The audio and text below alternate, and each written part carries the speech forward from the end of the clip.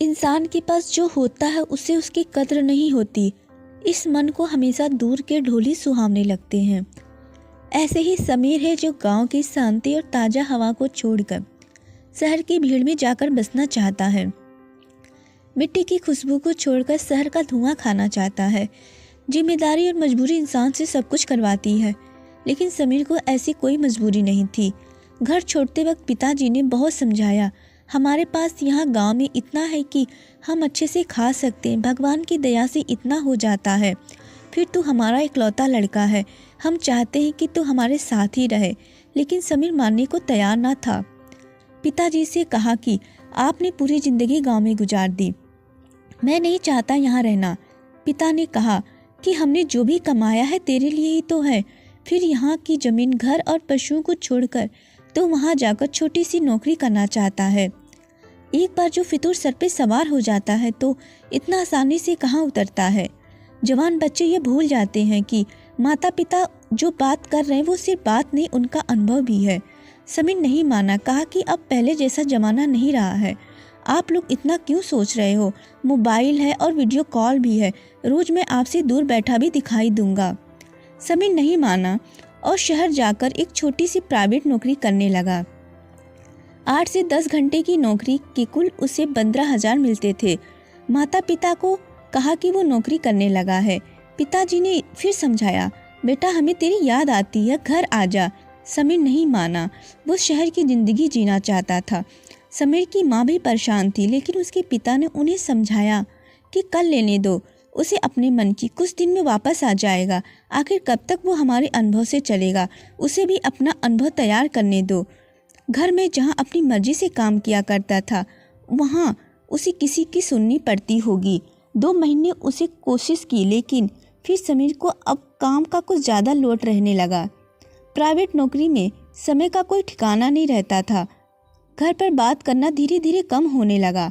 करीब 4 दिन बाद जब उसने अपने घर का फ़ोन उठाया तो उसके पिता ने बोला, बेटा ऐसा क्या काम करना कि फ़ोन पर बात करने का समय ही ना मिले। पिताजी बोले, बेटा तेरी माँ का पैर टूट गया 3 दिन पहले। समीर ने पूछा कि माँ अब ठीक है? पिताजी बोले, प्लास्टर चढ़ा है। समीर ने कहा, पापा आप वीडियो कॉल से बात करवा देना, अभी मुझे छुट्टी नहीं मिल सकती। गांव में ठीक से नेटवर्क ना होने के कारण वीडियो कभी रुकती कभी दिखाई देती, इसलिए अधिकतर वो कॉल पे ही बात किया करते थे। पर आज माँ का पैर टूटा था। माँ ने फ़ोन पर बेटे से बात कर ली। बोली, मैं ठीक हूँ और हर माँ की तरह तू कुछ खाता नहीं है क्या? देख कैसा मुंह निकल गया है तेरा। मैं कुछ दिन आ जाऊँ क्या? समीर अपने दोस्तों के साथ एक छोटे से कमरे में रहता था। किराया ज़्यादा और जगह कम, इसलिए माँ को हमेशा मना करता था। जो गांव की ताज़ा हवा आदि उन्हें शहर कहाँ भाएगा। माँ से बात करने के 3 दिन बाद ही समीर की तबीयत खराब हो गई। काम पर भी नहीं गया था, वहीं कमरे में आराम कर रहा था।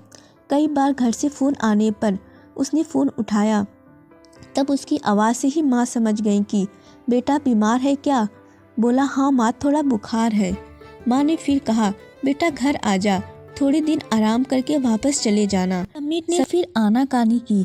अगले दिन समीर अपने कमरे में सोया था, तब दरवाजे के खटखटाने की आवाज़ होने पर दरवाज़ा खोलता है। दरवाजे पर उसकी मम्मी और पापा थे।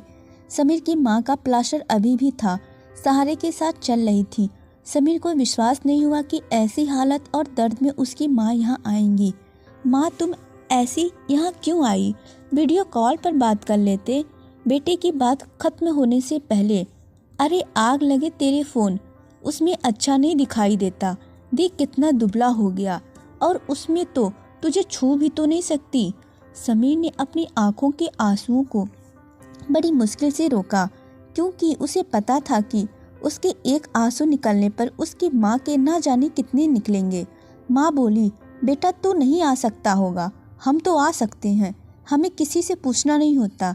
माँ बाप का दिल तू तब समझ पाएगा जब तेरी कोई औलाद होगी। समीर के पिता बोले, बेटा मैं तुझ पर ज़्यादा दबाव डालकर वापस ले जाना नहीं चाहता, क्योंकि मुझे लगा कि शायद इससे भी तुझे कुछ अनुभव होगा।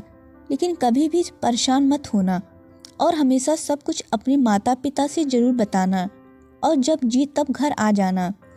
आखिर में समीर ने इन सब से सीखा कि वो कितना खुशकिस्मत वाला है कि उसके पास ऐसे माता पिता और साथ ही मजबूरी नहीं काम करते रहने की।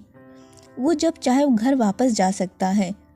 अब वो अपनी माता पिता से ज़्यादा प्यार करने लगा।